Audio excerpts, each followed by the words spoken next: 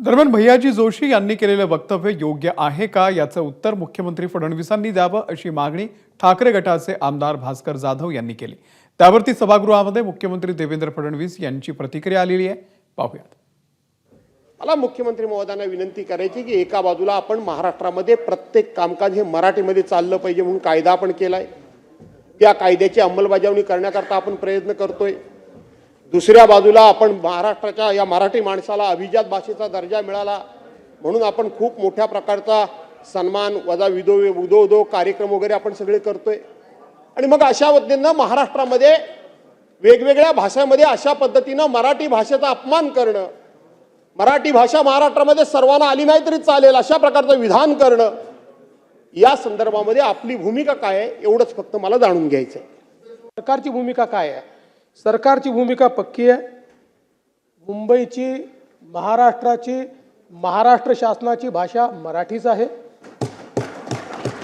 महाराष्ट्रात राहणाऱ्या प्रत्येकाने मराठी शिकलं पाहिजे, प्रत्येकाला मराठी बोलता आलं पाहिजे। आणि खरं म्हणजे या माझ्या वक्तव्याच्या संदर्भात भैयाजींचे काही दुमत असेल असं मला वाटत नाही। तथापि मी पुन्हा एकदा शासनाच्या वतीनं सांगतो, मुंबईची भाषा मराठी आहे, महाराष्ट्राची भाषा मराठी आहे। इतर भाषांचा इथे सन्मान आहे, इतर भाषांचा इथे सन्मान आहे। कुठल्याही भाषेचा आम्ही अपमान करणार नाही, कारण जो स्वतःच्या भाषेवर प्रेम करतो तोच दुसऱ्याच्या भाषेवरही प्रेम करू शकतो, त्याच्यामुळे तो सन्मान आहेच। आणि म्हणून शासनाची भूमिका पक्की आहे, शासनाची भूमिका मराठी आहे। बातम्यांच्या विश्वातला सगळ्यात मोठा मंच,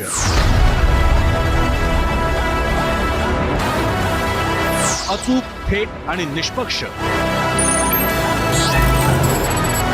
बातम्यांच्या त्याच जगात पुन्हा येतोय आणि घेऊन येतोय चर्चा जनहिताची। नमस्कार, मी प्रसन्न जोशी। आता भेटूया 0 आवर मध्ये सोमवार ते शुक्रवार रात्री 7:56 फक्त एबीपी माझावर।